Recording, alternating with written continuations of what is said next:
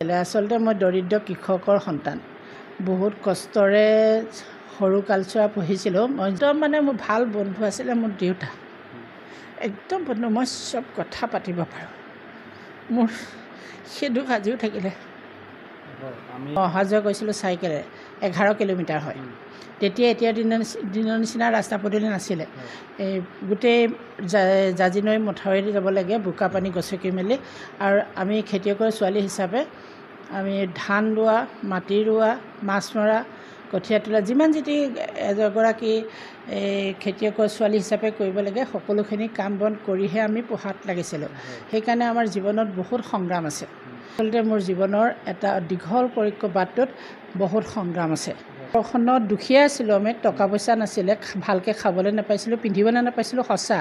কিন্তু আমাৰ মৰম চেনেহ আছিলে। কোনোবাই মোক ভাল পাব পঢ়ি, কোনোবাই মোক বাহবা দিব, পুৰস্কাৰ দিব, সেইবুলি মই কোনোদিন জীৱনত নিলিখোঁ। আজিকালি ল'ৰা ছোৱালীয়ে ৰাতিটোৰ ভিতৰতে ধনী হ'ব বিচাৰে। মোৰ এটা খং আছে, SI ল'ব পালে ল'ৰা ছোৱালীক মই পিটি দিব পাৰিম খং উঠিলে। সেইকাৰণে মোৰ সৰুৰ পৰা এটা এম আছে, মই হাইস্কুললৈকে চাকৰি নকৰোঁ, যাতে SI নিব নালাগে। সৰুৰ পৰা এটা এম আছিলে, কি কৰিব পৰা নাই, ৰাজনীতি কৰা। ইছৰাম, MLA এটা ময়ো হ'ম আৰু কি বুলি কয়, গাড়ীখনত উঠি ফুৰিব পাৰিম। আৰু মই সেইকাৰণে সুধিছিলোঁ, যেতিয়া 5-6 পালোঁগৈ, MLA কি পাছ কৰিলে পায়, মিনিষ্টাৰটো কি পাছ কৰিলে পায়। মই ভাবিছোঁ পঢ়িলে পায় আৰু মই পাছ কৰি দিম আৰু হৈ যাম। এতিয়াও পথাৰলৈ যাবলৈ মই ভাল পাওঁ, এতিয়াও কিবা এটা কৰিবলৈ মই ভাল পাওঁ। এতিয়াও যদি মোক কোনোবাই বৰশী এটা দিয়ে, মাছ মাৰিবলৈ দিয়ে, জাল এখন মই বামগৈ, মই সেইখিনি ভাল পাওঁ।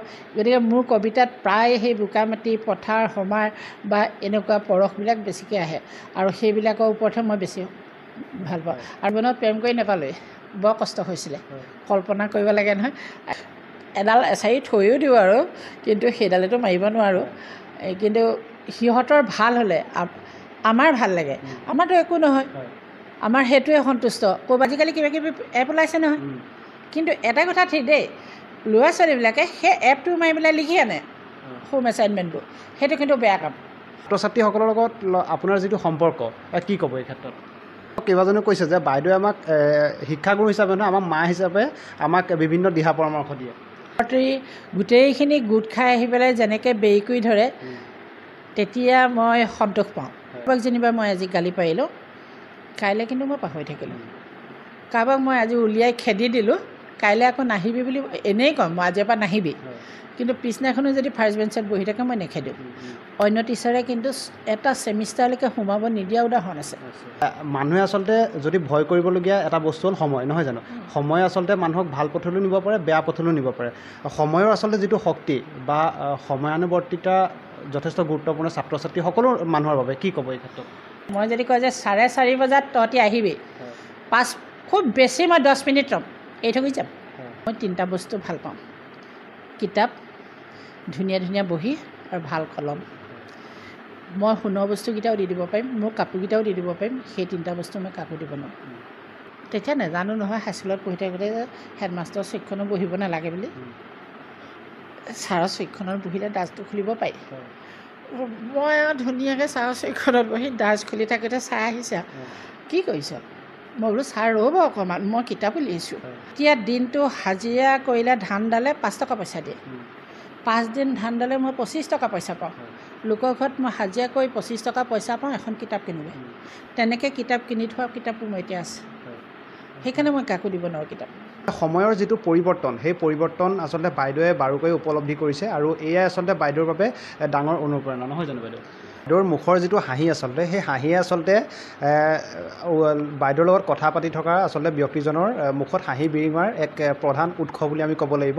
নদৰাও পিয়াহীৰা নধৰিবা মোক, নপলাও কদাপিতো কা পুৰুষ হৈ, বীৰৰ শোভন কাৰ্য নহয় পলোৱা, নুশুবে অযাচিতে গধা পানী লৈ, আহক যতে কাহে ৰাজহেনাদল, অকলে যেনিম মই সতেক যুঁজাৰু, আগে যুদ্ধ পাছে মৃত্যু, বীৰৰ কৰ্তব্য অৱশ্যে পালিম মই।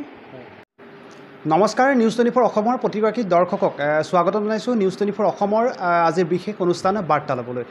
বাৰ্তালাপৰ এই খণ্ডটিত আমি প্ৰতিবাৰৰ দৰে আজিও এগৰাকী বিশিষ্ট অতিথি আমাৰ সৈতে আছে। যোৰহাট মহাবিদ্যালয়ৰ অধ্যাপিকা তথা যোৰহাটৰ বিভিন্ন কাকত আলোচনীত নিয়মীয়াকৈ লেখা কৰি আছে। যোৰহাটৰ লগতে অসমৰ বিভিন্ন প্ৰান্তত এতিয়া নিজৰ ৰচনাৰাজিয়ে এক চিনাকি দিবলৈ সক্ষম হোৱা যোৰহাটৰ অনিমা নেওগ বাইদেউ যথেষ্ট ব্যস্ততাৰ মাজত আজি আমাৰ সৈতে আজিৰ এই খণ্ডটিত আমাৰ সৈতে আছে। বাইদেউৰ জীৱনৰ আমি বহু কথা বাইদেউৰ পৰা আমি জানিবলৈ চেষ্টা কৰিম। বাইদেৱে বহু ইতিমধ্যে পৰামৰ্শ ছাত্ৰ ছাত্ৰীসকলক নৱপ্ৰজন্মক নিউজ 24 অসমৰ দৰ্শকসকলক দিব। গতিকে আমি পলম নকৰি আজি অনুষ্ঠানটি আৰম্ভ কৰিব বিচাৰিছোঁ। বাইদেউ স্বাগতম জনাইছোঁ আজি বিশেষ অনুষ্ঠান বাৰ্তা ল'বলৈ। নমস্কাৰ জনাইছোঁ মই। এতিয়া প্ৰথমতে মোৰ পৰিচয়টো তোমালোকে দিলাই। এতিয়া ক'বলগীয়াখিনি মানে কি, মোৰ সৰু অৱস্থাৰ পৰা কথাখিনি মই কৈ লওঁ বুলি ভাবিছোঁ। মোৰ ঘৰ হৈছে এই যোৰহাট জিলাৰে যোৰহাট শিৱসাগৰ জিলা বাউণ্ডেৰী খনামুখ চাৰিঙা গাঁৱত। মোৰ দেউতা এগৰাকী কৃষক আছিলে। আচলতে মই দৰিদ্ৰ কৃষকৰ সন্তান। 5টা ল'ৰা ছোৱালীৰ ভিতৰত মই মাজু আছিলোঁ। বহুত কষ্টৰে সৰু কালচোৱা পঢ়িছিলোঁ। মই খনামুখ হাইস্কুলত পঢ়িছিলোঁ। তাৰপিছত মই জাজি হেমনাথ শৰ্মা মহাবিদ্যালয়ত হায়াৰ ছেকেণ্ডেৰীৰ পৰা ডিগ্ৰীলৈকে 5 বছৰ মই অধ্যয়ন কৰিছিলোঁ। আৰু মই অহা যোৱা কৰিছিলোঁ চাইকেলেৰে। 11 কিলোমিটাৰ হয়। তেতিয়া এতিয়াৰ দিনৰ নিচিনা ৰাস্তা পদূলি নাছিলে। এই গোটেই জাজি নৈ মথাউৰিত যাব লাগে, বোকা পানী গচকি মেলি। আৰু আমি খেতিয়কৰ ছোৱালী হিচাপে আমি ধান ৰোৱা, মাটি ৰোৱা, মাছ মৰা, কঠীয়া তোলা, যিমান যি এগৰাকী খেতিয়কৰ ছোৱালী হিচাপে কৰিব লাগে সকলোখিনি কাম বন কৰিহে আমি পঢ়াত লাগিছিলোঁ। সেইকাৰণে আমাৰ জীৱনত বহুত সংগ্ৰাম আছে। তাৰপিছত ডিব্ৰুগড় ইউনিভাৰ্চিটিত মই এডমিশ্যন লৈছিলোঁ। ডিব্ৰুগড় তাত মই নলিনী বালাদেৱী ছাত্ৰী নিবাসত আছিলোঁ। আৰু শেষত মই 1993 চনত ডিব্ৰুগড় বিশ্ববিদ্যালয়ৰ পৰা অসমীয়া বিভাগৰ ভিতৰত মই প্ৰথম স্থান দখল কৰিবলৈ সক্ষম হৈছিলোঁ। আৰু তাৰ লগে লগে মই বিভিন্ন কলেজত চাকৰি পাইছিলোঁ। PVS পাছ কৰাৰ পিছতো পাইছিলোঁ আৰু ৰিজাল্ট দিয়া দিনাখনো পাইছিলোঁ। মই বিভিন্ন কাৰণত মই তাত জইন কৰিব পৰা নাছিলোঁ। আৰু যেতিয়া মাজুলী কলেজত চাকৰি ওলাইছিলে কমলাবাৰী, তেতিয়া মোক ঘৰৰ পৰা মাতি অনা দিয়ে আনিলে। তাত মই প্ৰথম জইন কৰিলোঁ। তাত মই 4.5 বছৰ থাকিলোঁ। তাৰপিছত মই যোৰহাট কলেজত জইন কৰিলোঁহি। আৰু যোৰহাট কলেজত আজিলৈকে এতিয়া মই চাকৰি কৰি আছোঁ। আচলতে মোৰ জীৱনৰ এটা দীঘল বাটটোত বহুত সংগ্ৰাম আছে। আৰু আপুনি উল্লেখ কৰিছে যিহেতু আপোনাৰ যি শৈশৱ আছিলে, শৈশৱ আচলতে বহু কষ্টৰে আপুনি এতিয়াৰ বৰ্তমান পৰ্যায় পাইছেহি। আপোনাৰ এই যাত্ৰাত কোনখিনি সময় আপোনাৰ ইতিবাচক আছিল আৰু কোনখিনি সময় নেতিবাচক আছিল, যদি কিবা চিৰস্মৰণীয় হৈ আছে তেনে? মোৰ এই যাত্ৰাটোত বিশেষভাৱে বৰঙণি আছে মোৰ দেউতাৰ। দেউতা বৰ্তমান নাই। দেউতা, আমাৰ ঘৰখনত দুখীয়া আছিলোঁ আমি, টকা পইচা নাছিলে, ভালকৈ খাবলৈ নাপাইছিলোঁ, পিন্ধিবলৈ নাপাইছিলোঁ, সঁচা। কিন্তু আমাৰ মৰম চেনেহ আছিলে। আমাৰ কোনো দিন আমি একেলগে গোটেইকেইটাই যি পাইছিলোঁ খাইছিলোঁ, যি হেৰি কৰিছিলোঁ। সেইটো কাৰণে আমাৰ যিটো প্ৰেৰণা পাইছিলোঁ, সেইখিনি আমাক উঠাবলৈ আগুৱাবলৈ সহজ কৰি দিছিলে। আমি কোনো দিন অনুভৱ কৰা নাছিলোঁ যদিও কষ্ট পাইছিলোঁ। আৰু সেইটো কাৰণে এই ইউনিভাৰ্চিটিত পঢ়া সময়ছোৱাত, ইউনিভাৰ্চিটি বুলিয়ে নহয়, মই LP স্কুলৰ পৰা শিক্ষকসকলৰ মৰম চেনেহ পাইছিলোঁ ইউনিভাৰ্চিটিলৈকে।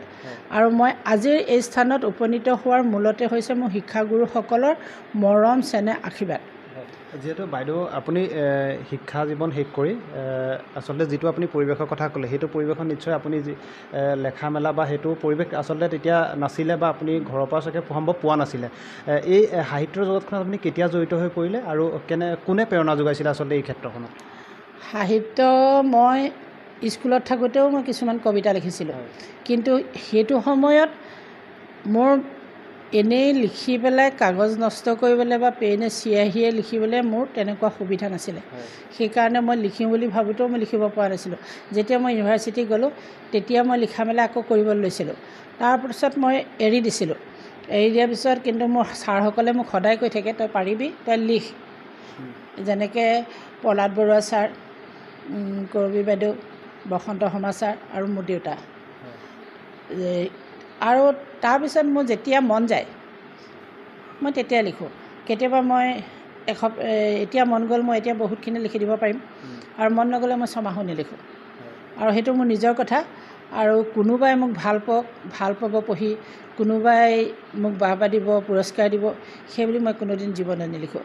মোৰ মনলৈ যি ভাৱ আহিব, যি আহিব মই তাক একেবাৰতে লিখোঁ। দ্বিতীয়বাৰ কিন্তু মই শুদ্ধ নকৰোঁ। প্ৰথমবাৰ যিটো মনলৈ আহিব সেইটো ভাৱ মোৰ দ্বিতীয়বাৰ শুদ্ধ কৰিলে নাহিবও পাৰে। মই তেনেদৰেহে লিখি যাওঁ। সেইকাৰণে মই সেইটো প্ৰেৰণা মই এতিয়াও মই স্বৰ্গগত দেউতাৰ পৰা পাই থাকোঁ। আৰু সেইটো প্ৰেৰণা। আৰু শেষত যেতিয়া মোৰ ল'ৰা ছোৱালীকেইটা অকণমান ডাঙৰ হ'ল, LP স্কুলত থকাৰ পৰা সিহঁতৰ মই প্ৰেৰণা পাওঁ। দুইটা ল'ৰা ছোৱালী লগত লাগি ফুৰে, মোক সহায় কৰি দিয়ে। মই লিখি থাকোঁতে সিহঁতে মোক ল'ৰাটোৱে চাহ একাপ বনাই খুৱাবগৈ, কিবা খুৱাব। সেইখিনি মোৰ বহুত প্ৰেৰণা। আৰু সিহঁতে প্ৰতি মুহূৰ্ততে মোক ছাপোৰ্ট দিয়ে।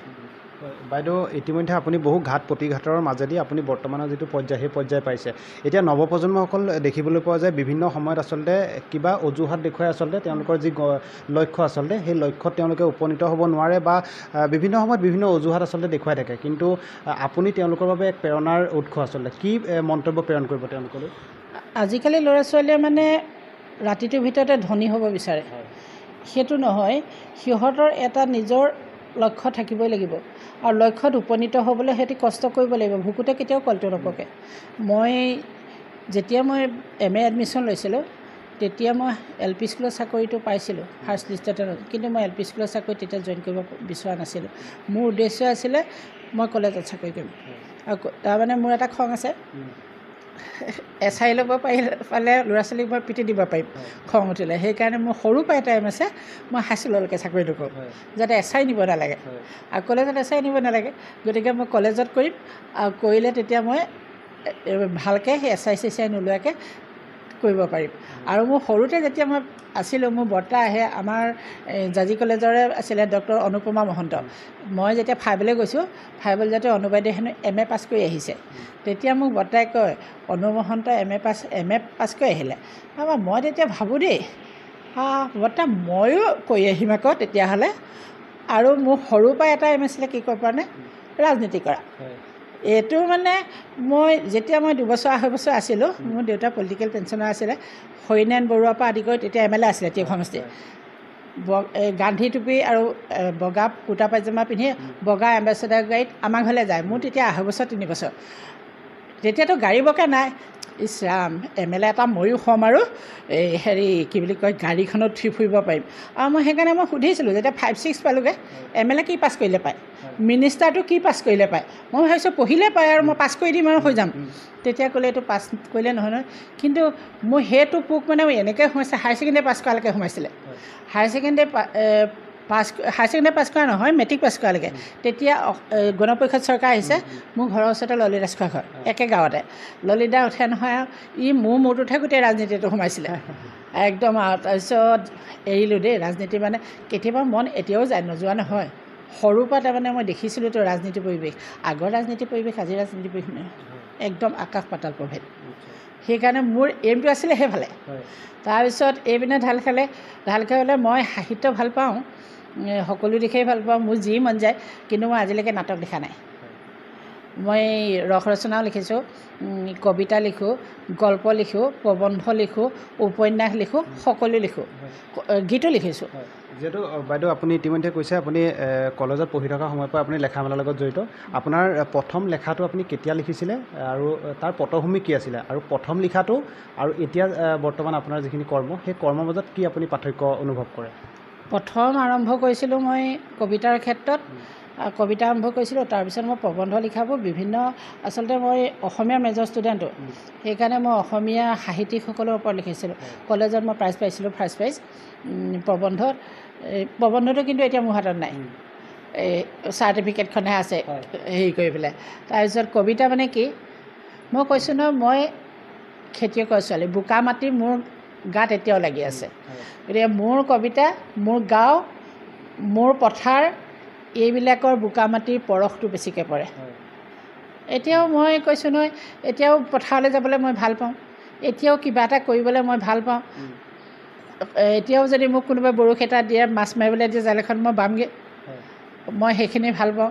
গতিকে মোৰ কবিতাত প্ৰায় সেই বোকা মাটি, পথাৰ, সমাৰ বা এনেকুৱা পৰশবিলাক বেছিকৈ আহে, আৰু সেইবিলাকৰ ওপৰতহে মই বেছি ভাল পাওঁ আৰু মোৰ উপন্যাসকেইখনো তেনেকুৱা বাস্তৱ জীৱনীকে সঁচা ঘটনা মোক কিছুমানে কয় ঘটনাবোৰ সেইবোৰকে আচলতে ডাইৰেক্টটো লিখি দিলেতো কেতিয়াও সাহিত্য হ'ব নোৱাৰে তাততো কল্পনা থাকিবই লাগিব নিজৰ সৃজনী প্ৰতিভা থাকিবই লাগিব গতিকে সেইবোৰৰ ওপৰতে এটা মই টপিক লৈ পেলাই মই নিজৰ কল্পনা এটা কথা ঠিক কিন্তু মই প্ৰথম উপন্যাসখন লিখিছিলোঁ এখন প্ৰেমৰ উপন্যাস জীৱনত প্ৰেম কৰি নাপালোঁৱেই বৰ কষ্ট হৈছিলে কল্পনা কৰিব লাগে নহয় এতিয়া মই ভাবিলোঁ নহয় ৰাতি মই সদায় সোনকালে শুওঁ আৰু সোনকালে উঠোঁ শুই পেলাই সাৰ পাই থকা সময়ছোৱা মই কল্পনা কৰোঁ কেনেকৈ যাব চৰিত্ৰবোৰ আৰু পিছদিনাখন এইকেইটা লিখোঁ আকৌ সেইদিনাখন কল্পনা কৰিম আৰু এনেই বহি থাকোঁতেও কল্পনা কৰিম আপুনি যিসমূহ আচলতে লেখা লেখে আপোনাৰ মনৰ আচলতে যি ভাৱ সেই ভাৱ আপোনাৰ লেখা দি প্ৰকাশ পায় আপোনাৰ লেখাসমূহ প্ৰথম আপুনি কাক শুনোৱাই বা তেনেকুৱা কোনোবা বিশেষ আছে নেকি মই কাকো নুশুনো মোৰ লেখা মোৰ ঘৰকেইটা পঢ়িয়ে সদায় শুনো অইনে কোনোবাই পঢ়ি পেলাই হেৰি কৰে এটা জাজি কলেজৰ আমাৰ ছাৰ মোৰ কমাৰ্চৰ আছিলে আগতে জ্যোতি ছাৰে মোক ফোন কৰিয়ে থাকে সদায় তোৰ লিখাবোৰ উলিয়া বুলি তাৰপিছত আৰু ইউনিভাৰ্চিটিৰ পৰা ছাৰসকলে আগতে খবৰ লৈ থাকে কিয় লিখা নাই তাই লিখিব পাৰে কিয় লিখা নাই আৰু যেতিয়া ছাৰসকলে তেনেকৈ মোক কয় তেতিয়া মোৰ ভাল লাগে আৰু মই PhD কৰিছিলোঁ ডিব্ৰুগড় ইউনিভাৰ্চিটিৰ PhD কৰিও থেচিছখন মই জমা দি কিতাপখন প্ৰকাশ কৰি দিলোঁ স্বৰাজত্বকালৰ অসমীয়া ভ্ৰমণাট্য বিভিন্ন কাৰণত মই বেয়া পালোঁ ডিপাৰ্টমেণ্টৰ কিছুমান ব্যৱহাৰৰ কাৰণে আৰু সেই কিতাপখন এতিয়া অসমৰ বিভিন্ন কলেজবিলাকে গুৱাহাটী ইউনিভাৰ্চিটি বা ডিব্ৰুগড় ইউনিভাৰ্চিটি আণ্ডাৰৰ কলেজৰ টিচাৰখিনিয়ে খুজি নিলত মই সেইটোৱে সন্তুষ্ট কাৰোবাৰ PhD থেচিছখনত জীৱনলৈ এটা শব্দও কাকো প্ৰয়োজন নহয় মোৰখনটো বিভিন্ন কলেজত প্ৰয়োজন হৈছে আৰু বোলো মই সেইটোৱে আনন্দ মোকনো PhDটো কেলৈ লাগিছে সেইডাল নালাগে তাহ'লে মই লিখি থাকিম এতিয়া বাইদেউ বিভিন্ন সময়ত ছাত্ৰ ছাত্ৰীসকল এতিয়া বিভিন্ন আচলতে আলোচনীবিলাকত লেখা মেলা কৰে বা এতিয়া তেওঁলোকে যথেষ্ট আৰম্ভ কৰিছে এতিয়া লেখা মেলাৰ ক্ষেত্ৰত তেওঁলোকলৈ আপুনি কি আহ্বান জনাব বা আপোনাৰ কি পৰামৰ্শ থাকিব তেওঁলোকলৈ আচলতে লিখিব পৰাটো নিজৰ কিছুমান জন্মগত থাকে কিছুমান চেষ্টা কৰে প্ৰবন্ধ চেষ্টা কৰিলে লিখিব পাৰে কিন্তু চুটিগল্প হওক কবিতা হওক আজিকালি বলেৰে টানি পেলাই লিখিব বিচাৰে তাতকৈ যদি নিজৰ স্বতঃস্ফূৰ্তভাৱে অন্তৰৰ পৰা যেতিয়া আৱেগৰ গোটেইখিনি আহি যায় তেতিয়া সি সঁচা অৰ্থত মই ভাল হ'ব বুলি ভাবোঁ আৰু তেওঁলোকে চেষ্টা কৰিব লাগিব চেষ্টাৰ অসাধ্য একো নাই ঘঁহোতে শিলো ক্ষয় হয় বুলি কয় গতিকে এবাৰ নোৱাৰিলে দুবাৰ নোৱাৰিলে যদি লিখি থাকে তেতিয়া ভালে এতিয়া মোৰ ষ্টুডেণ্ট অসমীয়া মেজৰৰ ঋতু ভৰালী পংকজ দাস আৰু কেইবাটাও আছে সিহঁতে কিতাপ চিতাপ প্ৰকাশ কৰি হেৰি কৰিছে সিহঁতক প্ৰথমতে ময়ে ডিপাৰ্টমেণ্টত শিকাইছিলোঁ এনেকৈ কৰ তেনেকৈ কৰ আলোচনী পাৰে সিহঁতি আজিও স্বীকাৰ কৰা প্ৰথম কিতাপখনত যেতিয়া ঋতুৱে মোৰ নামটো লিখিছে মই বোলো মোৰ তাতেই সন্তুষ্ট অন্ততঃ একো কৰিব নোৱাৰিলেও তহঁতি মোৰ দ্বাৰা এজন সাহিত্যিক সৃষ্টি হ'ব পাৰিছ সাহিত্য ৰচনা কৰি সমাজত স্থান পাব পাৰিছোঁ সেয়া আচলতে এগৰাকী শিক্ষাগুৰুৰ বাবে আটাইতকৈ আচলতে ডাঙৰ গৌৰৱ যেতিয়া আপোনাৰ এজন ষ্টুডেণ্টে যেতিয়া সমাজৰ এজন প্ৰতিষ্ঠিত ব্যক্তি হয় নহয় জানো নহয় সেইটোৱেইটো কথা আমাক ল'ৰা ছোৱালীৰ কাৰণে আমি যিখিনি কৰোঁ আমাৰ নিজৰ ল'ৰা ছোৱালীৰ নিচিনাকৈ ভাবি সিহঁতক মই গালিও পাৰোঁ মাৰিব নোৱাৰোঁ কাৰণে যেনিবা নেমাৰোঁ আৰু পঢ়া ইহঁতে এতিয়া দেখিছেতো এডাল এচাৰি থৈও দিওঁ আৰু কিন্তু সেইডালেতো মাৰিব নোৱাৰোঁ কিন্তু সিহঁতৰ ভাল হ'লে আমাৰ ভাল লাগে আমাৰতো একো নহয় আমাৰ সেইটোৱে সন্তুষ্ট ক'ৰবাত যাম আমি সিহঁতি ক'ব এনেকৈ এবাৰ মোক ঋতুৱে গুৱাহাটীৰ এখন মিটিঙত মোৰ উপন্যাসখনে ফাৰ্ষ্ট প্ৰাইজ পাইছিলে সিও গৈছিলে সি মোক ষ্টেজলৈ মাতি পেলাই তাৰ উপন্যাসখনৰ যে মূল প্ৰেৰণাৰে মই তাক যে এইখিনি কৰিলোঁ যেতিয়া ষ্টেজত মাতি নি পেলাই মোক গামোচা এখন দি পেলাই চবৰে আগতে ক'লে মই তেতিয়া ভাবিছোঁ দেই আচলতে এনেই আমাক আগলৈ ছাৰসকলে লিখিবলৈ পঢ়িবলৈ নকয় বহুত কথা থাকে এতিয়াহে অনুভৱ কৰিছোঁ বয়স বাঢ়ি যোৱাৰ লগে লগে কিছুমান অভিজ্ঞতা বেছি হয়তো আৰু ল'ৰা ছোৱালীয়ে সেইখিনি নিজে যিমান চেষ্টা কৰে আচলতে প্ৰত্যেকটো কাম কৰোঁ বুলি সততাৰে কৰিব লাগিব আৰু সিহঁতৰ আত্মবিশ্বাসটো থাকিব লাগিব আৰু চেষ্টা থাকিব লাগিব ধৈৰ্য থাকিব লাগিব সিহঁতি পঢ়া শুনাই হওক বা লিখা মেলাই হওক যেতিয়া লিখি থাকিব প্ৰথমটো বেয়া হ'ল দ্বিতীয়টো বেয়া হ'ল কোনোবাই প্ৰকাশ নকৰিলে নালাগে কৰিব নিজৰ ফেচবুকত আজিকালি তুলি দিব পাৰে, গ্ৰুপ এটাত সোমাই লিখি দিব পাৰে, কোনোবাই কিবা এটা ক'ব হেৰি কৰিব, গতিকে সেইখিনি কৰি পেলাই তেতি কৈ যায় এটা সময়ত ছমাহ নহ'ব, এবছৰৰ পিছত সি প্ৰতিষ্ঠিত হৈ পৰিব পাৰিব। এতিয়া যিসকল আচলতে লেখক বা সাহিত্যিক এতিয়া নতুনকৈ ওলাইছে তেওঁলোকে আচলতে ফেচবুকতে যথেষ্ট লেখা মেলা কৰি আছে। ফেচবুকে এফালৰ পৰা আচলতে মানুহক যথেষ্ট সুবিধাও কৰি দিছে, নহয় জানো? কিন্তু বৰ্তমান নৱপ্ৰজন্মসকল সামাজিক মাধ্যমত ফেচবুক, ছ'চিয়েল মিডিয়া, ইউটিউবত আচলতে বেছি এক্টিভ হৈছে নেকি পঢ়াৰ ক্ষেত্ৰত, বা পঢ়াৰ ক্ষেত্ৰত তেওঁলোকৰ এই সামাজিক মাধ্যমে হেঙাৰ সৃষ্টি কৰিছে নেকি? কি মতামত দিব আপুনি? আজি এতিয়া যুগৰ পৰিৱৰ্তনৰ লগে লগে মানুহৰ এতিয়া সকলোবিলাক পৰিৱৰ্তন হয়। আমি যদি সেইটো যদি হেঙাৰ বুলি কওঁ, এক প্ৰকাৰে হেঙাৰ বুলি ক'ব পাৰে, এক প্ৰকাৰে নহয় বুলি ক'ব পাৰে। তাৰমানে হেঙাৰ মানে একেৰাহে যদি সিহঁতি ফেচবুকতে সেইবোৰ পিটিকি থাকে তেতিয়াতো সি হেঙাৰ হৈ যাব। যদি পঢ়া শুনা কৰাৰ মাজতে সিহঁতি এইখিনি কৰে, সকলোখিনি চায়, তাতো শিকিবলগীয়া বহুত আহে। গতিকে দুইটা দিশ চাব লাগিব। গতিকে যুগৰ লগত খাপ খাবলৈ হ'লে এইখিনি কৰিব লাগিব। অকল আৰু আগৰ দিনৰ হৈ থাকিলে নহ'বনে? এতিয়া আমি কিছুমান কাম নাজানো, নতুন ল'ৰা ছোৱালী এটা চব জানে, এটিপা মাৰি দিলেই হৈ যায়, আৰু সিহঁতে আমাৰ নিচিনাকৈ এইখন কৰি থাকিলেতো নহ'ব। গতিকে ফেচবুকে যদিও অকণমান সকলোকে নাই কৰা, কিছুমানক উপকাৰ কৰিছে, যিকেইটা অকল 24 ঘণ্টা ফেচবুকত নিজৰ অন্য কথাত ধ্যান নিদিয়ে সেইকেইটাহে অপকাৰ হৈছে, এইবিলাকে নাই হোৱা। আৰু বহুত ফেচবুকত কিছুমান আছে, মই কিন্তু স্বীকাৰ কৰোঁ, ফেচবুকৰ পৰা মই বহুত কিবা কিবি পাইছোঁ, মই মোৰ হেঙাৰ হোৱা নাই।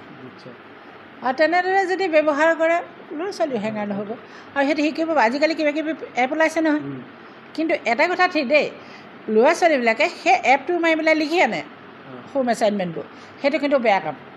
সেইটোত মানে বাৰে কৰি ভুলো আহে।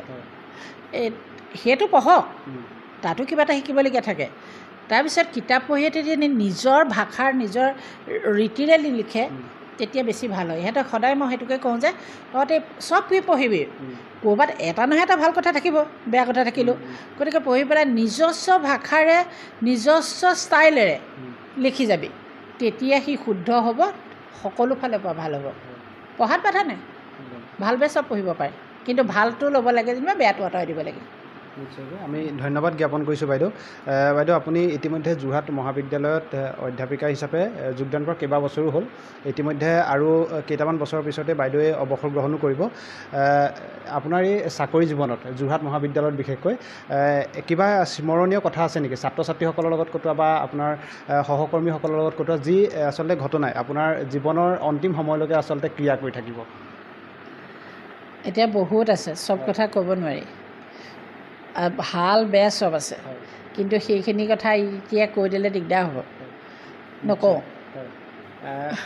নিশ্চয়কৈ। বাইদেউ আমি এই অনুষ্ঠান আৰম্ভ কৰাৰ পূৰ্বে আমি যোৰহাট মহাবিদ্যালয়ৰে কেইবাগৰাকী আচলতে ছাত্ৰ ছাত্ৰীয়ে আমাক উল্লেখ কৰিছিলে যে আপুনি যিধৰণে আচলতে ক্লাছ কৰে, আচলতে বেলেগে তেনেকুৱাকৈ আচলতে আপোনাৰ যি আচলতে ক্লাছত যি ৰসাল আচলতে তেওঁলোকে পায়, বা আপুনি যিধৰণে পাঠ্যপুথি বা যিসমূহ আচলতে বিষয়বস্তুবিলাক তেওঁলোকৰ মগজত মানে সোমোৱাই দিয়ে, সেইদৰে আচলতে বেলেগে কোনো নিদিয়ে। ছাত্ৰ ছাত্ৰীসকলৰ লগত আপোনাৰ যিটো সম্পৰ্ক, কি ক'ব এই ক্ষেত্ৰত? এতিয়া ছাত্ৰ ছাত্ৰীয়ে সেইটো জানিব, মইনো কি জানিম। মই সিহঁতক নিজৰ ল'ৰা ছোৱালীৰ নিচিনাকৈ শাসনো কৰোঁ, মৰমো কৰোঁ। নিশ্চয়কৈ। আমাক আকৌ কেইবাজনেও কৈছে যে বাইদেৱে আমাক শিক্ষাগুৰু হিচাপে নহয়, আমাক মা হিচাপে আমাক বিভিন্ন দিহা পৰামৰ্শ দিয়ে। সেইটো মোৰ দায়িত্ব আৰু কৰ্তব্যই। যদি মোৰ ল'ৰা ছোৱালী সমবয়সৰে, গতিকে সিহঁতৰ যদি ভুল দেখে, মাক দেউতাকে যেনে গালি নাপায় ল'ৰা ছোৱালীক, গতিকে সিহঁতক মই গালি পাৰোঁ। আৰু যদি ভাল দেখোঁ, কেনেদৰে কি কৰিবি, সেইখিনি কৰাটো মোৰ দায়িত্ব আৰু কৰ্তব্যই টিচাৰ হিচাপে। আৰু সিহঁতৰ অকণমান সিহঁতে কি ৰস পায় নাজানো, আৰু মইতো মোৰ নিজৰ সেইটো মতেহে কৰোঁ, সেইটো ছাত্ৰ ছাত্ৰীহে গম পাব। মই কি ক'লোঁ কি নক'লোঁ সেইটোতো মই গম নাপাম। আৰু তথাপিও এই এটা সময়ত ল'ৰা ছোৱালীবোৰৰ লগত ইমানেই একাত্ম হোৱা যায়, সিহঁতে গোটেইখিনি গোট খাই আহি পেলাই যেনেকৈ বেৰি কৰি ধৰে, তেতিয়া মই সন্তোষ পাওঁ। আৰু যাবৰ সময়ত বেয়াও লাগে। তাৰপিছতো ষ্টুডেণ্টবিলাকে যেনেকৈ ফোন কৰি থাকিব, খবৰ লৈ থাকিব, এতিয়া মোৰ মাজতে গা বেয়া হ'ল, এটা গুৱাহাটীৰ পৰা দৌৰি আহিছে ব্লাড দিবলৈ, ইটো আহিছে সিটো আহিছে, তেতিয়া আনন্দ লাগে। তেতিয়া মই ভাবোঁ ইহঁতক ইমান গালি পাৰিলোঁ, সিহঁতে গালিবোৰ ধৰি নাথাকিলে এই কৰি আকৌ মই ক্লাছৰ পৰা কেতিয়াবা খেদিও দিওঁ নহয় গণ্ডগোল কৰিলে কিন্তু 6 বছৰ 7 বছৰৰ পিছত মোক লগ পাই কয় আপুনি ঠিকেই কৈছিলে তেতিয়া বুজি নাপালোঁ মই বোলো 10 বছৰৰ পিছত তহঁতক কোচত দাঙি আনিলেও নোৱাৰোঁ লাভ নাই গতিকে সময়ত তহঁতি বুজিব লাগে চব কথা আৰু মই এইটো এনেকৈ বুজাওঁ যে মা দেউতাই বহুত কষ্ট কৰি আহিছে মই নিজে যেনেকৈ পাইছিলোঁ সেই অনুভৱেৰে মই ইহঁতক ক'ব বিচাৰোঁ ল'ৰা ছোৱালীবোৰ মই যেনেদৰে পাইছিলোঁ মই যেনেদৰে কৈছিলোঁ মোৰ ঘৰখনৰ চিন্তা কৰি মোৰ মা দেউতাৰ চিন্তা কৰি মই যেনেকৈ নিজক গঢ়িব চেষ্টা কৰিছিলোঁ মোৰ ল'ৰা ছোৱালীটাক যেনেকৈ মই কওঁ আৰু মই ছাত্ৰ ছাত্ৰীকো সেইটো ভাৱতে কওঁ আৰু সিহঁতক মই আৰু কাৰোবাক যেনিবা মই আজি গালি পাৰিলোঁ কাইলৈ কিন্তু মই পাহৰি থাকিলোঁ কাৰোবাক মই আজি উলিয়াই খেদি দিলোঁ কাইলৈ আকৌ নাহিবি বুলি এনেই ক'ম মই আজিৰ পৰা নাহিবি কিন্তু পিছদিনাখনো যদি ফাৰ্ষ্ট বেঞ্চত বহি থাকে মই নেখেদোঁ অন্য টিচাৰে কিন্তু এটা ছেমিষ্টাৰলৈকে সোমাব নিদিয়া উদাহৰণ আছে মই কিন্তু পিছদিনাখনেই সোমাব নিদিওঁ কিন্তু কওঁতে সেইদিনাখন মই ভালকৈ ক'ম কাইলৈ পৰা নাহিবি বুলি সেইকাৰণে আচলতে ছাত্ৰ ছাত্ৰীসকলৰ লগত আপোনাৰ এটা মধুৰ সম্পৰ্ক আচলতে গঢ়ি উঠিছে গঢ়ি তোলাটো ছাত্ৰ ছাত্ৰীৰ নিজৰ কাম তাৰমানে শিক্ষকৰ লগত শিক্ষক ছাত্ৰ ছাত্ৰী আৰু অভিভাৱক এই তিনিটাৰ সংমিশ্ৰণতে শিক্ষাটো সম্পূৰ্ণ হয় মই যিমানে শিক্ষকৰ লগ লাগিব পাৰে যিমানে শিক্ষকৰ আশীৰ্বাদ পাব পাৰে সিমান আগবাঢ়িব মই কৈছোঁ নহয় মই LP স্কুলৰ পৰা ইউনিভাৰ্চিটিলৈকে শিক্ষকসকলৰ যিমানখিনি মৰম চেনেহ পালোঁ মোৰ নিচিনা সৌভাগ্যৰ কাৰণে মই কলেজৰ কমাৰ্চ হওক আৰ্টছ হওক মোৰ ছাবজেক্ট নাথাকক মই ইউনিভাৰ্চিটিটো মোক নিজৰ ছোৱালীৰ দৰে মৰম কৰে এতিয়াও সমলৈ গতিকে সেইকাৰণে মই সিহঁতক সেইটো দিব বিচাৰোঁ নিৰাপত্তাটো যাতে সিহঁতক এতিয়া ল'ৰা ছোৱালীয়ে আহি পেলাই মোক এনেকৈ কয়হি সিহঁতৰ সকলো কথা মোক মনে মনে চব কয়হি আৰু যেতিয়া যাতে পাছ কৰি যাব গোটেই কলেজখনৰ অন্য ডিপাৰ্টমেণ্টৰ ল'ৰা ছোৱালীয়ে চব কথা মোক কৈ থৈ যায়হি মই কিন্তু ডিপাৰ্টমেণ্টতে বহি থাকোঁ দেই অন্য ডিপাৰ্টমেণ্টে ঘূৰি ফুৰা মোৰ অভ্যাস নাই একো নহ'লেও মই টোপনিয়াই বহি থাকিম মই ঘূৰি নুফুৰোঁ কিন্তু ইহঁতে দেখিছে গোটেইখনে হেৰি কৰি পেলাই আমি ধন্যবাদ জ্ঞাপন কৰিছোঁ বাইদেউৰ এই যাত্ৰা অব্যাহত থাকক আমি তাৰে কামনা কৰিছোঁ এইখিনিতে আমি উল্লেখ কৰিব বিচাৰিছোঁ বাইদেউ আচলতে সময় আচলতে যথেষ্ট সময়ৰ লগত চলা মানুহ বাইদেউ সময়ানুবৰ্তিতাক আচলতে যথেষ্ট গুৰুত্ব দিয়ে আমি এই সাক্ষাৎকাৰ আচলতে 3 বজাত আমি সংগ্ৰহ কৰিম বুলি বাইদেউৰ সৈতে আমি যোগাযোগ হৈছিলোঁ কিন্তু আমাৰ 3:07 পাওঁতে বাইদেৱে আমালৈ ফোন কৰিছে যে আজি সাক্ষাৎকাৰ হ'বনে নহয় আচলতে মানুহে আচলতে যদি ভয় কৰিবলগীয়া এটা বস্তু হ'ল সময় নহয় জানো সময় আচলতে মানুহক ভাল পথলৈ নিব পাৰে বেয়া পথলৈ নিব পাৰে সময়ৰ আচলতে যিটো শক্তি বা সময়ানুবৰ্তিতা যথেষ্ট গুৰুত্বপূৰ্ণ ছাত্ৰ ছাত্ৰী সকলো মানুহৰ বাবে কি ক'ব এই ক্ষেত্ৰত আচলতে কয় নহয় সময়ৰ টিকনি আগফালে উৰে মই সময়ৰ প্ৰতি সৰুৰ পৰা লক্ষ্য কৰোঁ মই পঢ়ি থকা সময়ছোৱাটো এতিয়াও মই ক্লাছ যেনিবা 10 বজাত থাকে মই যেনে তেনে 10 বাজিবলৈ 5 মিনিট দিগদাৰ হ'লেও মই সিমান সময়ত পামগৈ আৰু ক্লাছত আৰু মই দেৰি কৰিবলৈ নাথাকোঁ আৰু কোনোবাই যদি দেৰি কৰে মই কেতিয়াবা ফিল্ড ষ্টাডিত নিওঁ নহয় মই যদি কয় যে 4:30 বজাত তহঁতি আহিবি খুব বেছি মই 10 মিনিট ৰ'ম এৰি থৈ যাম মই তেনেকৈ ইউনিভাৰ্চিটিত এৰি থৈ আহিছোঁ আৰু তেনেকৈ এবাৰ মই আগতে অভিনয় কৰিছিলোঁ জয়মতী উৎসৱ আমাৰ খনামুখত জেৰেঙা পথাৰটো সিমান নাপাতে ভালকৈ তেতিয়া আমাৰ প্ৰথম মিটিং হয় মিটিং হোৱাৰ পিছত 12টা বজাৰ পৰা আমাৰ অভিনয় আৰম্ভ হয় চব ছোৱালীহে আৰু মই আমাৰ হাইস্কুলৰ হেডমাষ্টাৰক এই সভাপতি পাতোঁ তাৰমানে মাতোগৈ সোনকালে ছাৰ 9 বজাতে আহিব আৰু নিৰ্দিষ্ট বক্তাজনক 9 বজাতে আহিব দেই 12 বজাত কিন্তু আপুনি মিটিং ভাঙিব লাগিব নহ'লে আমি ষ্টেজত ওলাই দিম একদম 12 বজাত কাটাই তাৰপিছত তেনেকৈ পেলাই আমাক কামবিলাক ছাৰহঁতে জানে যে মই যি ক'ম নহ'লে ওলাই দিম একদম ষ্টেট আৰু এতিয়া এইখিনিতে মনত পৰিছে মই হাইস্কুলতো মোক ছাৰসকলে অত্যন্ত মৰম কৰিছিলেতো অভিনয় কৰোঁতে এবাৰ মই ক্লাছ 10 টেষ্ট পৰীক্ষা আছে এসপ্তাহৰ পিছত ৰাসৰ সময়তে ৰাধা বচনখন দি পঠিয়ালে মই লৈ আনিলোঁ গাঁৱলৈ তাৰপৰা প্ৰিন্সিপাল ছাৰ পিছে আহিছে তই মই বহি থাকোঁতেই দি থৈ আগে ৰাধালৈ আহিছোঁ বচনখন তাৰপৰা মই বোলো ছাৰ মোৰ মন আছে আৰু ৰাস মোৰ এটা ধান্দা ৰাসে কি হ'ল পিছে মই তাৰমানে এটা নিয়মানুবৰ্তিতা ৰাখোঁ মানে সময় মূল্য মই দিনে 1 ঘণ্টাকৈ পঢ়িম লাগিলে মই পৰীক্ষা দিনাখন ৰাতি টোপনি ক্ষতি কৰি পঢ়াত মোৰ নাই মোৰ 9 নাবাজোতে মোৰ টোপনি ধৰেই ইউনিভাৰ্চিটিত মই 9 বজাত ভাত খাবলৈ নাপাওঁ টোপনি ধৰে আৰু মই ৰাতিপুৱা 4টা বজাত উঠিম অভ্যাস আছে আগতে আৰু সেইকাৰণে মই ৰাসত ওলাই দিলোঁগৈ পিছদিনাখনে পৰীক্ষা আছে আৰু মই এইবিলাক হেৰি নকৰোঁ আৰু তাতোতকৈ এতিয়া বেয়া লাগে মই আগতে কিতাপ নাপাইছিলোঁ পঢ়িবলৈ মই 3টা বস্তু ভাল পাওঁ কিতাপ ধুনীয়া ধুনীয়া বহি আৰু ভাল কলম মই সোণৰ বস্তুকেইটাও দি দিব পাৰিম মোৰ কাপোৰকেইটাও দি দিব পাৰিম সেই 3টা বস্তু মই কাকো দিব নোৱাৰোঁ মই এতিয়া তুমি দেখিব পাৰা মই ডৰ্জন হিচাপে মই 80টা 50টা কৰিব পাৰিম মই মোৰ বায়ে খুজিছিলে তাইক মই পাটকা পইচাটো দি দিম মই কিন্তু সেইবোৰ দিব নোৱাৰোঁ সেইকেইটা মই সৰুৰ পৰা মোৰ ভাল কলম এটা ভাল বহী এখনত মই লিখিবলৈ নাপালোঁ এতিয়া পাৰ্থ মোৰ খুব দুখ লাগে আৰু মন যায় আৰু কিতাপ পঢ়িবলৈ নাপাওঁ আনকি ফটা কিতাপ এখনো মই আগতে পঢ়োঁ যি কিতাপেই নহওক লাগে একো মই বাকী নথওঁ আৰু হাইস্কুলৰ হেডমাষ্টাৰৰ ডাৰ্জত কিতাপ থাকে ছাৰ আহি পোৱা আগতে তেতিয়া নাজানো নহয় হাইস্কুলত পঢ়ি থাকোঁতে হেডমাষ্টাৰৰ চকীখনত বহিব নালাগে বুলি ছাৰৰ চকীখনত বহিলে ডাৰ্জটো খুলিব পাৰি মই ধুনীয়াকৈ ছাৰৰ চকীখনত বহি ডাৰ্জ খুলি থাকোঁতে ছাৰ আহিছে কি কৰিছ মই বোলো ছাৰ ৰ'ব অকণমান মই কিতাপ উলিয়াইছোঁ আৰু ছাৰেও সৰুৰ পৰা পোৱা নাজানা মই এতিয়াই ভাবিছোঁ মই যে ইমান ভুল কাম কৰি মোক ছাৰে কিয় দাবী নিদিলে একো নক'লে যে তাৰমানে ছাৰে জানে যে মই জানি বুজি একো কৰা নাই আৰু মই কিতাপ পঢ়িবৰ কাৰণে কিতাপ তেতিয়া আমাক কোনে দিছিলে আমাৰ তাত চেঙেগাঁৱৰ পূৰ্বেন কৃষ্টিকলা কেন্দ্ৰ বুলি এটা আছে তাত এতিয়া ৰিটায়াৰ হ'ল প্ৰিন্সিপাল হৈ পেলাই তিনিচুকীয়া কলেজৰ আমাৰ একতাৰো সভাপতি আছিলে ৰাণা চাংমাই ৰাণাত দাই আমাক কিতাপ দিছিলে কিবা কিবি সাধু মই কিতাপবোৰ চাকৰি পোৱাৰ পিছত গোটাইছোঁ ইউনিভাৰ্চিটিলৈ মাত্ৰ 10খন কিতাপ লৈ গৈছোঁ আৰু মই খাবলৈ দিয়া পইচা এতিয়া বিশ্বাস কৰিবা কিতাপখন এতিয়াও দেখুৱাব পাৰিম মই যেতিয়া BA পঢ়ি আছিলোঁ ঘৰুৱা অৱস্থাটো মোৰ ভাল নহয় কিতাপ লাগে তেতিয়া দিনটো হাজিৰা কৰিলে ধান ডালে 5 টকা পইচা দিয়ে 5 দিন ধান ডালে মই 25 টকা পইচা পাওঁ লোকৰ ঘৰত মই হাজিৰা কৰি 25 টকা পইচা পাওঁ এখন কিতাপ কিনিবলৈ তেনেকৈ কিতাপ কিনি থোৱা কিতাপবোৰ মই এতিয়া আছে সেইকাৰণে মই কাকো দিব নোৱাৰোঁ কিতাপ হয় আমি ধন্যবাদ জ্ঞাপন কৰিছোঁ বাইদেউ আচলতে বাইদেৱে আচলতে বহু ঘাট প্ৰতিঘাতৰ মাজেদি আচলতে এতিয়া যি পৰ্যায় সেই পৰ্যায় লাভ কৰিছে গতিকে এতিয়া ক'ব লাগিব বাইদেৱে এখন সৰু গাঁৱৰ পৰা আচলতে ওলাই আহি বহু ঘাট প্ৰতিঘাতেৰে শিক্ষা জীৱন সামৰি বিভিন্ন কৰ্মৰ লগত জড়িত হৈ আছিলে বাইদেউ সাহিত্যৰ জগতখনৰ লগতো ওতঃপ্ৰোতভাৱে জড়িত আৰু এতিয়া যোৰহাটত মাজমজিয়াত আচলতে যোৰহাটৰ মাজমজিয়াত এতিয়া এগৰাকী শিক্ষয়িত্ৰী এগৰাকী লেখক হিচাপে বৰ্তমান বাইদেৱে কেৱল যোৰহাটতে নহয় সমগ্ৰ অসমৰ বিভিন্ন প্ৰান্তত আচলতে নিজৰ পৰিচয় দিবলৈ সক্ষম হৈছে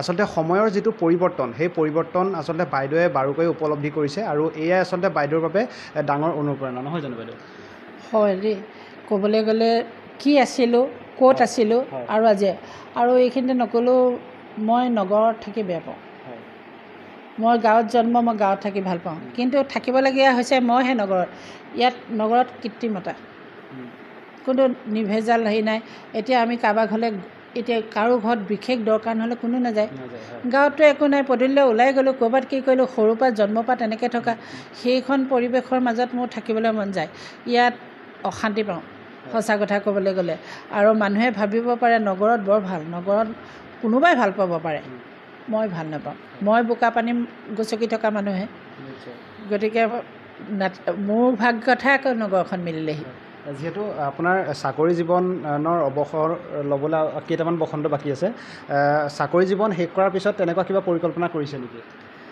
আমাৰ গাঁৱত এখন এই ছোৱালী বিয়াৰ আগতে এনেই আৰম্ভ কৰিছোঁ সম্পূৰ্ণ হোৱা নাই বিয়াখন পাতিবৰ কাৰণে এওঁ ইচ্ছা আছে তাৰমানে এওঁ অহা আগষ্টত ৰিটায়াৰ হ'ব এওঁ গাঁৱত থাকিব দিছে গাঁৱতো এইখন ঘৰতো থাকিব লাগিব নহয় মন গ'লে তাত এদিন থাকিম ইয়াত থাকিম দেওবাৰে তাত ৰাতিপুৱা মই যাওঁ এই গছপুলি চছপুলি ৰুই কাম বন কৰোঁগৈ কোৰ এখন গোটাই থৈছোঁ দা দুখনমান গোটাই থৈছোঁ আমি দুয়োটাই কাম কৰিবলৈ যাওঁ আৰু সেইটো ভাল লাগে কাম কৰিলে মানুহ নমৰে নহয় আৰু সেইও নহয় কিন্তু আনন্দ লাগে সেইকেইটা বস্তু মই ক'ৰবাৰ পৰা আনি পেলাই হেৰি কৰিব পাৰোঁ কিন্তু সেইটো নিচিনা আনন্দ ক'ত পাম এতিয়া আমাৰ ল'ৰা ছোৱালীয়ে টাউনত ডাঙৰ হোৱাৰ কাৰণে এতিয়া পথাৰলৈ এই বোকা পানী চোকা পানী খেলি মেলি থকা সেইটো আনন্দটো পাব নাই এইবোলে চেঁচু খালোঁ এইবোলে মাছৰ জোকৰ ৰাজ্যতে আছিলোঁ জোকটো লাগিলে আঁতৰাই লৈ পেলাই আকৌ নামি যাওঁ সেইখিনিতো ভাল লাগে সেই স্মৃতিবিলাকে মোক বহুত দিগদাৰ কৰে মোৰ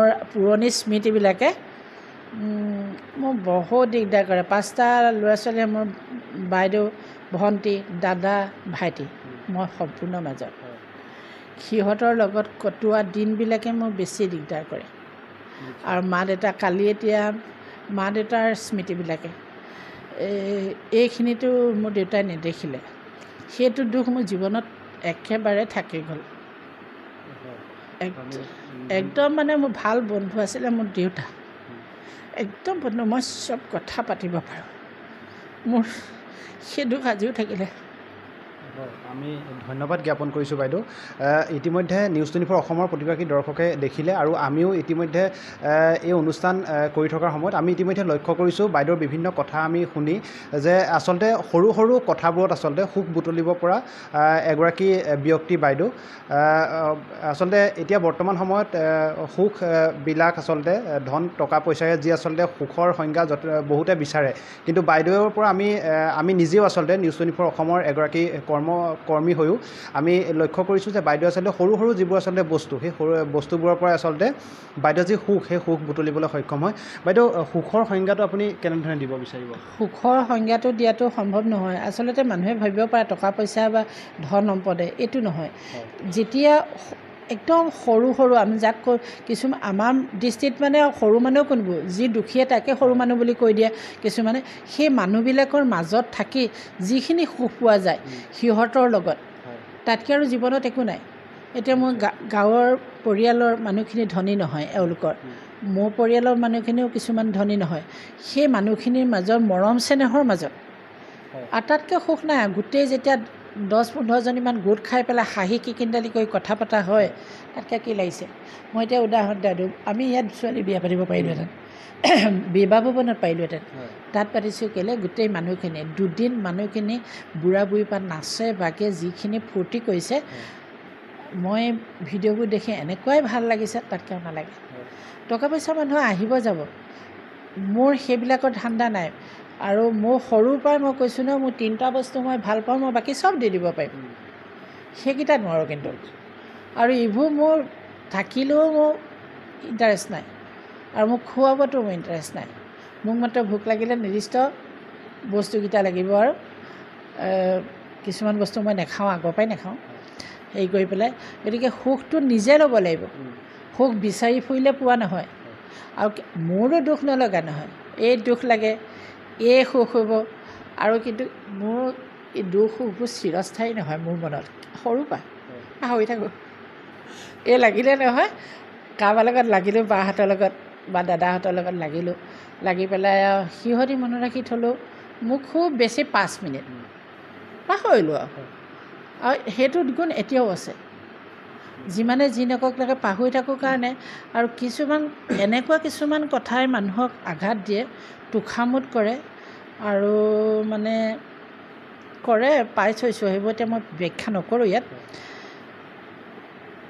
তেতিয়া মোৰ কি হয়, এটাই ভাল হয়, মোৰ ধুমাধুম মনলৈ কবিতা আহে, মই 10টামান লিখি পেলাব পাৰোঁ। সেইবিলাক যেতিয়া হেৰি হয়, তেতিয়া মোৰ বেছি ভাল হয়। আমি ধন্যবাদ জ্ঞাপন কৰিছোঁ। আচলতে বাইদেউৰ মুখৰ যিটো হাঁহি, আচলতে সেই হাঁহিয়ে আচলতে বাইদেউৰ লগত কথা পাতি থকা আচলতে ব্যক্তিজনৰ মুখত হাঁহি বিৰিঙাৰ এক প্ৰধান উৎস বুলি আমি ক'ব লাগিব। বাইদেউ ইতিমধ্যে নাটকৰ কথা উল্লেখ কৰিছে, বাইদেৱে কেইবাখনো নাটক ইতিমধ্যে কৰিছে। বাইদেউ, আপুনি শেষৰখন নাটক ক'ত আৰু কিমান বয়সত কৰিছিলে? মই চিৰস্মৰণীয় কথা আছে নেকি? মই প্ৰথম ক্লাছ 5ৰ পৰা অভিনয় কৰোঁ দেই। প্ৰথম অভিনয় কৰিছিলোঁ জয়মতী উৎসৱত। মোক প্ৰথম চাওদাংকেইটা দিয়ে 5-6ত, তাৰপিছত চাওদাং বৰুৱাটো দিলে। তাৰপৰা BA পঢ়ি থাকোঁতে মোক গদাপাণি কৰিলোঁ মই 4বাৰমান। প্ৰথমৰ ৰাসত গোপীকেইজনী দিয়ে, তাৰপিছত ৰাধা দিলে, তাৰপৰা যশোদা কৰিলোঁ 4বাৰমান। আৰু প্ৰতিপদ নে কি এখনত কৰিছিলোঁ, আৰু কিবা কিবি ফুলপেজ দামা এখনত, আৰু একাংকিকা, সেইখন পাহৰিলোঁ না। কিন্তু মই গদাপাণি আৰু যশোদা 4বাৰ কৰিলোঁতো। তাৰপিছত সেইবোৰ কিন্তু, আৰু প্ৰথম অখৰা দিনাখনৰ পৰা থাকোঁ, মোৰ দেউতাই কংস লয়, তেতিয়াও যাওঁ মই। মোৰ ভণ্টিয়ে শিশুলীলা কৃষ্ণৰ পৰা ৰাসলীলা কৃষ্ণলৈকে ল'লে, মোৰ গোটেইবোৰ মুখস্থ। একো মই আনকি জয়মতী উৎসৱৰ জেৰেঙাহতী নাটকখনো মই সংলাপ আজিও মুখস্থ, ৰাসৰ কংসৰ পৰা আদি কৰি কৃষ্ণৰ পৰা চব মুখস্থ, আৰু শকুনি পুথিকেইটাও মোৰ দাদাই কৃষ্ণ লৈছিলে, সেইখনো মুখস্থ। এতিয়াও মই চব গাব পৰা হৈ আছোঁ। এটা আচলতে কলি এটা শুনিব পাৰিব নেকি সেই সৌভাগ্যকণ হ'ব নেকি আমাৰ নিউজ 24 অসমৰ দৰ্শকসকলৰ বাবে নহয় মই তেতিয়াহ'লে গদাপানী বৰ দীঘল স্বগতিকটো ছুটি এটা কৈ দিছোঁ বাৰু নদৰাও পিয়াহীৰা নধৰিবা মোক নপলাও কদাপিতো কা পুৰুষ হৈ বীৰৰ শোভন কাৰ্য নহয় পলোৱা নুশুভে অযাচিতে গদাপানী লৈ আহক যতে কাহে ৰাজ হেনাদোল অকলে যেনি মই সতেক যুঁজাৰো আগে যুদ্ধ পাছে মৃত্যু বীৰৰ কৰ্তব্য অৱশ্যে পালিম মই নিশ্চয় আমি ধন্যবাদ জ্ঞাপন কৰিছোঁ আচলতে বাইদেৱে সাহিত্যৰ জগতখনৰ লগৰ উপৰিও আচলতে নাটকৰ জগতখনৰ লগতো ওতঃপ্ৰোতভাৱে জড়িত হৈ আছিলে ইতিমধ্যে বাইদেউৰ মুখেৰে এটি সংলাপ আচলতে নিউজ 24 অসমৰ দৰ্শকসকলে শুনিলে আমি ধন্যবাদ জ্ঞাপন কৰিছোঁ বাইদেউ আচলতে সাহিত্যৰ এই যাত্ৰাৰ লগত জড়িত হৈ বহু আচলতে বঁটা সন্মানো ইতিমধ্যে লাভ কৰিবলৈ সক্ষম হৈছে আপুনি বাইদেউ বিভিন্ন অনুষ্ঠান প্ৰতিষ্ঠানে আপোনাৰ যি কৰ্ম সেই কৰ্মৰাজিৰ ওপৰত আপোনাক সা সন্মান বঁটা ইতিমধ্যে প্ৰদান কৰে তাৰ কিছু আভাস দিব নেকি মই সকলোতকৈ ভাল পালোঁ কলিকতাত কলিকতালৈ মই 3বাৰ গৈছোঁ 3টা বঁটা ল'বলৈ প্ৰথম বঁটাটো পাইছোঁ মই 2016 চনত কলিকতাৰ পৰা সমৰ সাহিত্য সংস্কৃতিৰ সাৰা ভাৰত সমৰ সাহিত্য আৰু সংস্কৃতি প্ৰতিষ্ঠান ছেপ্টেম্বৰ নে অক্টোবৰ মাহত মোক ফোন কৰিছে মই প্ৰথম বাংলা ভাষা বুজা নাই তাৰপিছত মই ভাবিলোঁ কিবা এটা কৈছে এটা মানে প্ৰথম বিচাৰিছিলে কিতাপ বিচাৰিছিলে কলিকতালৈ মোক বাৰে প্ৰতি মই ফেচবুকটোৰ পৰা যে ভাল মোৰ হয় ফেচবুকৰ মেছেঞ্জাৰত মোক কিতাপ বিচাৰি মেছেজ কৰিলে দি পঠিয়ালে তাত মানুহখিনিৰ যি আন্তৰিকতা সাহিত্যৰ প্ৰতি যিখিনি আগ্ৰহ আমাৰ অসমীয়া মানুহৰ নাই আৰু মই ঢাকাৰ লগত কেইবাবাৰো মই মিটিং কৰিছোঁ মোক ঢাকালৈ মাতিছিলে মই যোৱা নাই তেওঁলোকৰো মানে বাংলা সাহিত্যৰ প্ৰতি বাংলা ভাষীবিলাকে যিখিনি আনুগত্য দেখুৱায় যিখিনি মৰম প্ৰীতি দেখুৱায় অসমীয়া সাহিত্যৰ প্ৰতি যদি অসমীয়া মানুহ এইখিনি দেখুৱালেহেঁতেন অসমীয়া ভাষা বিশ্ব দৰবাৰত কাহানি বাই প্ৰতিষ্ঠা হ'লহেঁতেন মই 3বাৰ গৈ সেইটো পালোঁ মই দেলহি গৈছিলোঁ 3বাৰমান বাহিৰৰ সেইবোৰ আৰু গুৱাহাটী আৰু এনেকৈ ইয়াতে বিভিন্ন অনুষ্ঠান প্ৰতিষ্ঠানে যেতিয়া হেৰি কৰে ফোন কৰিও সোধে কিতাপ দি দিব তেতিয়া মই কিতাপবোৰ পঠাই দিওঁ তাৰপৰা যেতিয়া মাতে মই তেতিয়া যাওঁ ল'বলৈ হেৰি কৰি পেলাই আৰু মই এইখিনিতে আৰু এটা কথা উঠিলে মই ইউনিভাৰ্চিটি পঢ়ালৈকে অভিনয় কৰিলোঁ তাৰপৰা চাকৰি পোৱাৰ পিছৰ পৰা মোৰ মন থাকিলেও আৰু এইখিনি বাদ দিলোঁ ধন্যবাদ জ্ঞাপন কৰিছোঁ বাইদেউ বাইদেউ আপোনাৰ সাহিত্যৰ এই যাত্ৰাত পৰৱৰ্তী কিবা পৰিকল্পনা আছে নেকি বা এতিয়া কি কৰ্মত ব্যস্ত হৈছে সাহিত্যৰ ক্ষেত্ৰখনত আজি 6 মাহ মই একো লিখা নাই মোৰ পাণ্ডুলিপি 15খনমান আছে উপন্যাস 7খনমান আছে কবিতা 5-6খনমান আছে ৰস ৰচনা এখন আছে প্ৰবন্ধ এখন আছে গীতৰ কিতাপ এখন আকৌ হৈছে এনেকৈ পেলাই মোৰ পাণ্ডুলিপি 15খনমান গোট খাই আছে সেইখিনি এখন এইবাৰ যোৱাবাৰ এতিয়া 2 মাৰ্চত মই ছোৱালীৰ জোৰোণৰ দিনাখন ৰাতি 2খন উন্মোচন কৰিলোঁ এখন উপন্যাস এখন বিয়ানামৰ কিতাপ আৰু এতিয়া মই নৱেম্বৰ ডিচেম্বৰত এখন আকৌ দিম প্ৰত্যেক বছৰে তাৰমানে এখন হ'লেও কৰিম বিয়াৰ আচলতে জোৰোণত আচলতে গ্ৰন্থ উন্মোচন কৰা আপুনি আচলতে এগৰাকী প্ৰথম আচলতে মোৰ জীৱনত আচলতে মই দেখা আচলতে বিয়াৰ জোৰোণত গ্ৰন্থ উন্মোচন কৰা বাইদেউ এগৰাকী ব্যক্তি আচলতে নহয় ৰাতি ফাংচন হৈছিলেতো তাৰপিছত আমাৰ দিগন্ত এতিয়া নবীন বৰদলৈ কলেজৰ প্ৰিন্সিপাল তাৰপৰা আমাৰ উৎপলো আহিছিলে ইহঁতিতো বিহুত সাংঘাতিক বিহু আৰু 2টা ঢোল বজায় পিছত এই নিতুল কলিতা এইখন এই চিন্তামণি শিশু নিকেতন আমাৰ মই ক'লোঁ যে মোৰ কিতাপ 2খন আহিলে ৰাতিটো ফাংচন হ'ব নিতুল তুমি আহা আৰু দিগন্ত আহা মোৰ কিতাপ 2খন উন্মোচন কৰিব লাগে তোমালোকে বিহু গাবা তাতে উন্মোচন কৰি পেলাই বোলো থৈ দিওঁ আৰু চবত হেৰিতে তেতিয়া চিৰস্মৰণীয় হৈ গোটেইখন থাকি যাব সেইটোকে ভাবি ল'লোঁ আৰু হয় আমি ধন্যবাদ জ্ঞাপন কৰিছোঁ ইতিমধ্যে অনুষ্ঠান যথেষ্ট দীঘলীয়াও হৈছে বাইদেৱে আমাক ইমানখিনি সময় দিয়াৰ বাবে আমি ধন্যবাদ জ্ঞাপন কৰিছোঁ বাইদেউ শেষত আমাৰ দৰ্শকসকলৰ বাবে কিবা পৰামৰ্শ বা কিবা থাকিব নেকি আপোনাৰ দৰ্শকলে পৰামৰ্শ দিবলৈ মোৰ ইমান হেৰিখিনি নাই আৰু প্ৰায় মই ইমান ধৃষ্টতা নকৰোঁ আচলতে দৰ্শকবিলাক মোতকৈ বেছি অভিজ্ঞহে আৰু তেওঁলোকে নিজে সকলো চাব আৰু মোৰ ক'বলগীয়া বিশেষ নাই আমি ধন্যবাদ জ্ঞাপন কৰিছোঁ বাইদেউ। আচলতে আমি ইতিমধ্যে উল্লেখ কৰিছোঁ যে বাইদেউৰ সৈতে যদি আপুনি প্ৰথম কথা পাতে, কিন্তু বাইদেউৰ সৈতে আপুনি কথা পাতি এনেকুৱা লাগিব যেন বহুদিনৰ বাইদেউ চিনাকি। বাইদেউৰ আচলতে মুখৰ হাঁহিয়েই যথেষ্ট এগৰাকী আচলতে এজন ব্যক্তিৰ মুখত হাঁহি বিৰিঙাবৰ বাবে। আমি ধন্যবাদ জ্ঞাপন কৰিছোঁ বাইদেউক। বাইদেউ আচলতে যি কৰ্ম কৰি আছে সেই কৰ্মৰ লগত বাইদেউ জড়িত হৈ পৰক। সাহিত্যৰ জগতখনত, শিক্ষাৰ এই জগতখনত এটি উজ্জ্বল নক্ষত্ৰ হৈ চিৰদিন, চিৰজীৱন, চিৰকাল জিলিকি থাকক। আমি নিউজ 24 অসমৰ পৰিয়ালৰ হৈ তাৰে কামনা কৰিছোঁ। ইমানখিনি সময় দিয়াৰ বাবে বাইদেউ আপোনাক ধন্যবাদ জ্ঞাপন কৰিছোঁ। আমি অনুষ্ঠান সামৰিব বিচাৰিছোঁ। নিউজ 24 অসমৰ প্ৰতিগৰাকী দৰ্শকক ধন্যবাদ জ্ঞাপন কৰিছোঁ বাৰ্তালাপৰ এই বিশেষ খণ্ডটি চাই থকাৰ বাবে। ধন্যবাদ।